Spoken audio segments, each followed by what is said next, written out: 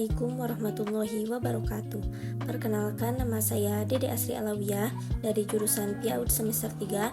Di sini saya akan mewawancarai Bapak dan Ibu guru yang ada di SLBA Budi Nurani Sukabumi. Bagaimana Ibu atau Bapak menangani tantangan atau kesulitan dalam mengajar anak-anak ini? Kadang kalau kesulitannya ya bagus ya anak. Untuk setiap anak itu kan memiliki Hambatannya hambatan beda-beda ya gitu. dan kemampuan yang berbeda. Nah, sama. Kadang kita tidak melihat dari CP atau apa ya, terus sekolah dengan misalkan tema ini kan, kalau TK itu dengan tema yang kita mau enggak, jadi menyesuaikan dengan kebutuhan anak, tidak lebih fokus ke pembelajaran atau lebih ke mandiriannya dulu gitu. Kalau menurut aku sih itu paling ya sama disesuaikan aja sama apa kebutuhan dan kemampuan anak tersebut itu. Misalkan dia mampunya ya segitu atau dengan cara lain misalkan gitu. Nah itulah yang dijalankan gitu. Seperti tadi ibu itu mengutamakan pelajaran tuh apa melatih untuk motorik dulu, misalnya meremaskan apa kertas kembali gitu. Nah di situ sebetulnya sama. Lalu bagaimana Ibu dan Bapak untuk bekerja sama dengan orang tua atau tim multidisiplin untuk mendukung anak-anak?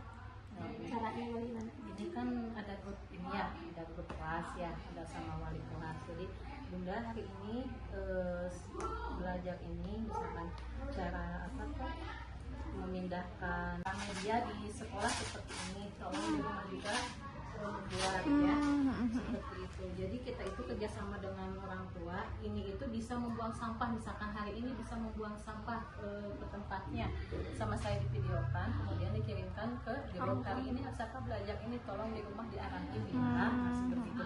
Kemudian kalau misalkan Aksaka itu lebih suka dia memindahkan ini kan ke ini ya, di satu wadah dipindahkan ke wadah lain, dia lebih suka ini.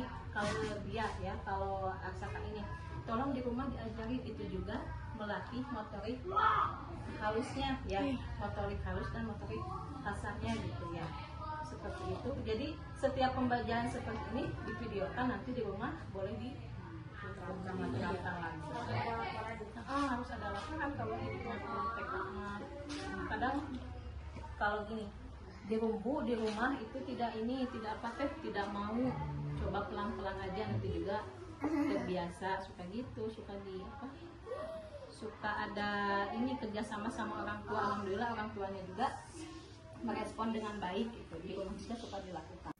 Mungkin ada saran dari Bapak Ibu untuk kita bagaimana sebagai calon pendidik, khususnya untuk anak usia dini. Kemungkinan kan kalau dari kita itu umum ya, misalnya nanti di sekolah kita itu ada orang tua yang tidak mau mensekolahkan anaknya ke sekolah anak berkebutuhan khusus. Nah kadang kan suka ada orang tua yang tidak mengakui kondisi anaknya ya. Maksudnya ketika nanti ada siswa misalkan ya di sana gitu, jadi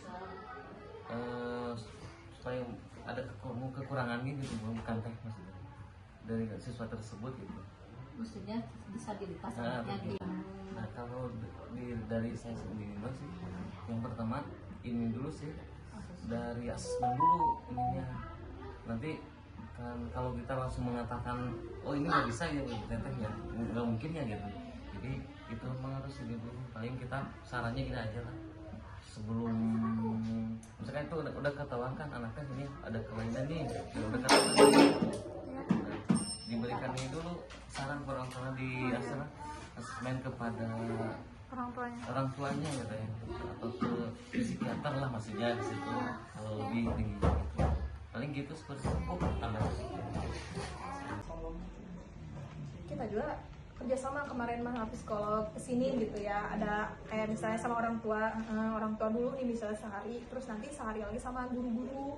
Gimana sih cara menangani misalnya anak kayak gini kan, kalau ini kan lebih ke MDPI ya, jadi 2 misalnya kayak gitu. Jadi space delay-nya kayak gitu, terus penglihatannya juga kan ada gitu. Jadi udah kita teh gitu kerjasama sama psikolog pernah kayak gitu. Kalau sama orang tua juga iya, karena kan lebih kayak gimana ya, takutnya teh ada apa-apa nih ya kalau misalnya anak kayak gini kan kayak makannya kayak takutnya teh apa gitu.